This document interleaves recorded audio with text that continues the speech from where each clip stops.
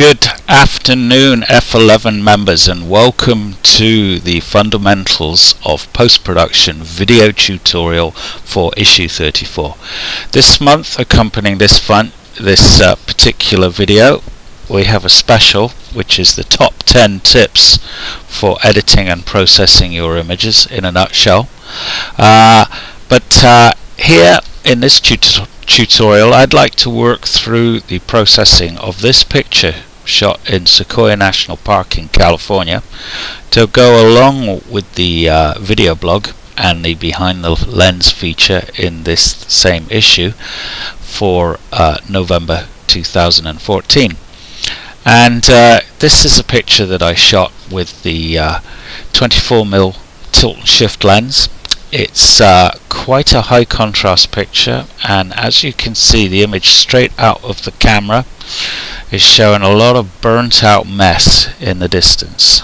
As you'll know from watching the video, I had a lot of problems with haze, but I really like this foreground interest here, which is so typical of the region, and the strong shape of the rocks with the mountains beyond and the valley. And of course, what makes the picture is this bird perched on the rock there just at the decisive moment.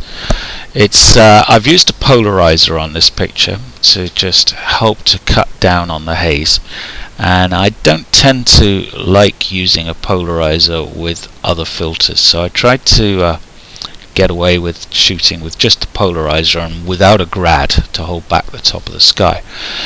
And I thought I would probably resort to exposure merging, but what happened was the bird came along, and that is just so crucial to the picture that I'm going to try to attempt to make the best picture I can using the image here, the one frame, and trying to pull back as much detail and information as I can here in the sky and the top of the image.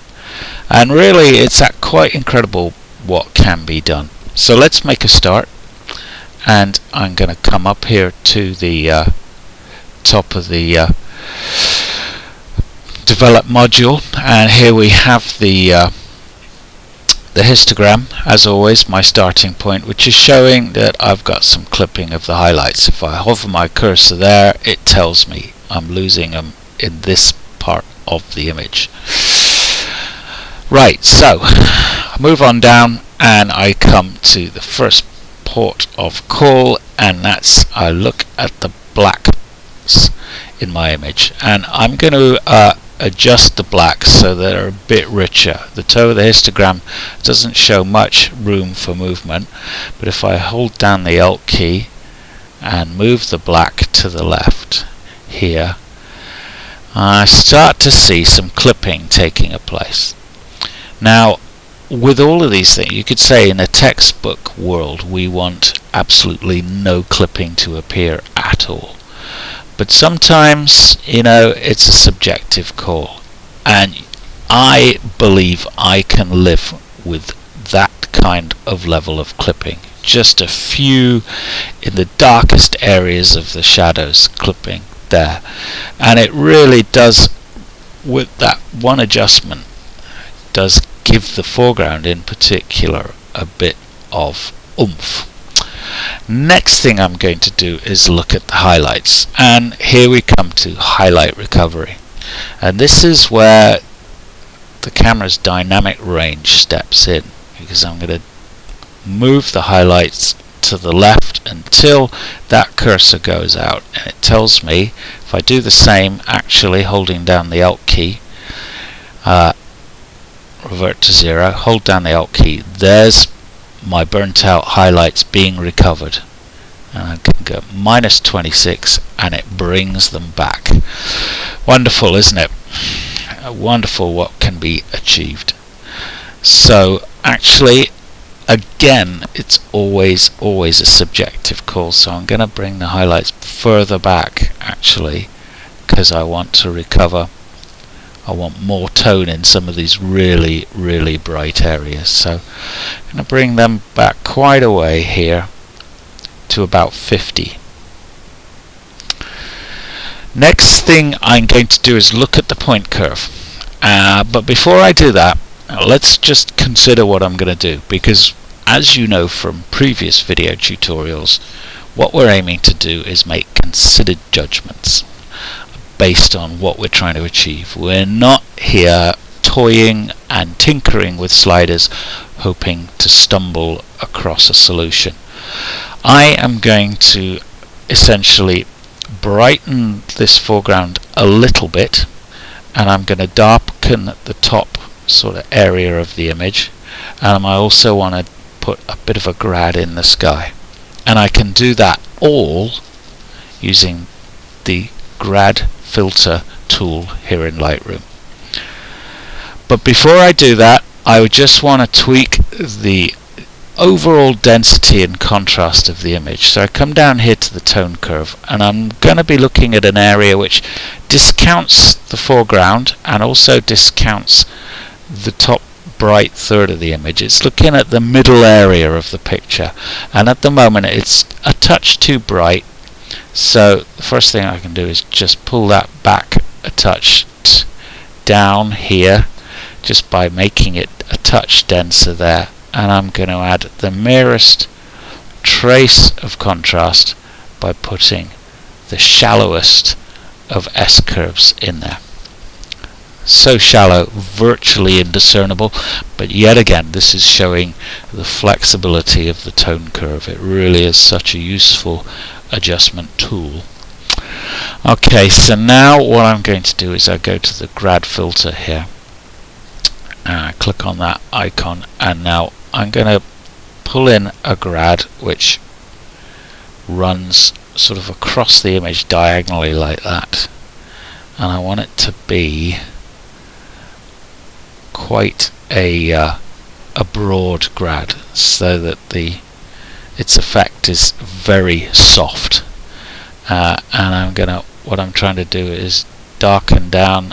I'm looking principally now here at this middle area, the rock, the mountains in the distance, and if I pull down the exposure quite a way, you can see it's really causing those mountains there, those lovely receding plains disappearing into the distance, starting to become much more powerful compositional features in the image.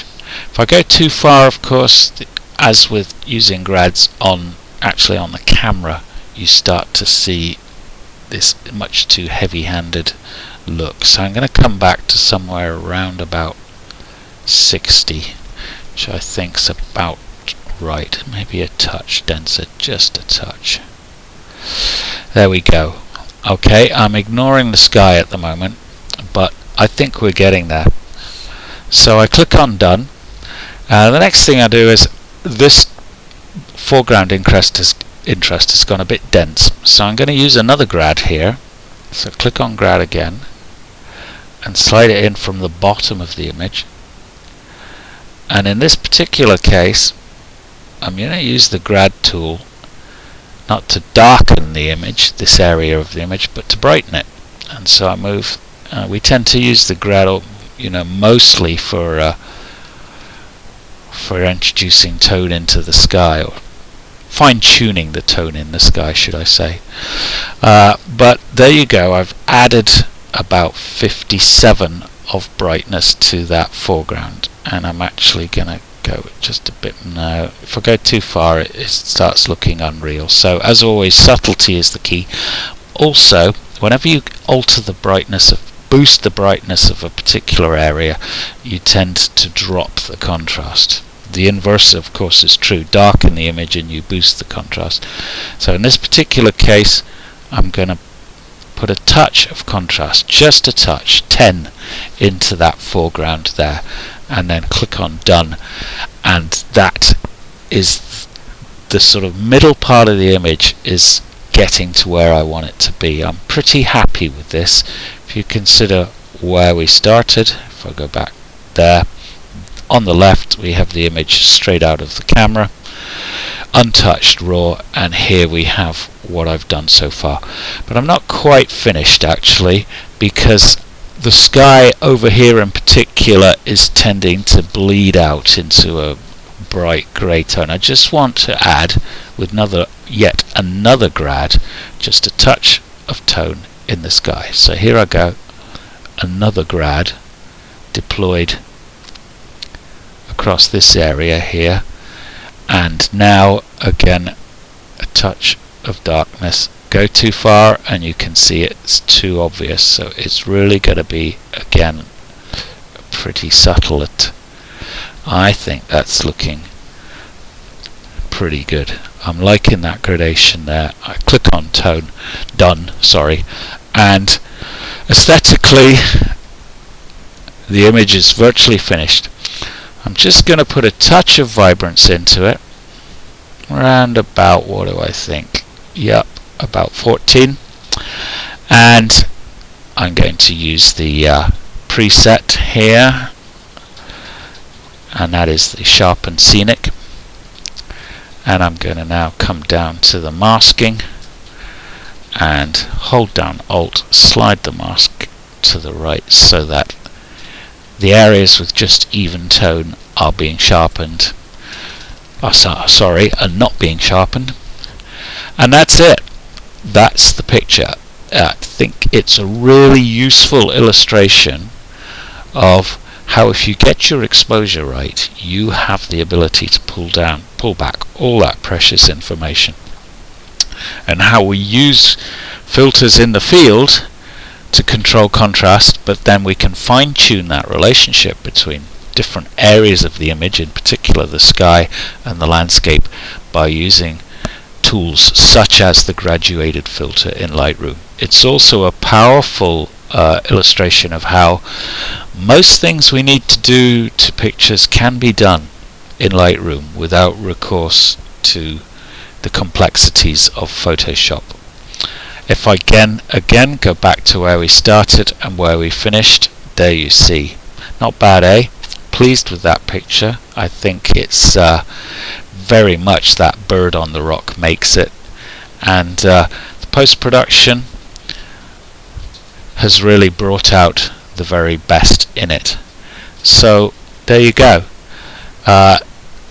Let's just go back to the end result. So we'll be carrying on, and do remember, F11 members, we're here for you, and if you have any particular issues that you want going over again or addressing that I haven't done beforehand, please do get in touch and we'll do our very best to cover them. So keep exposing, and happy post-production.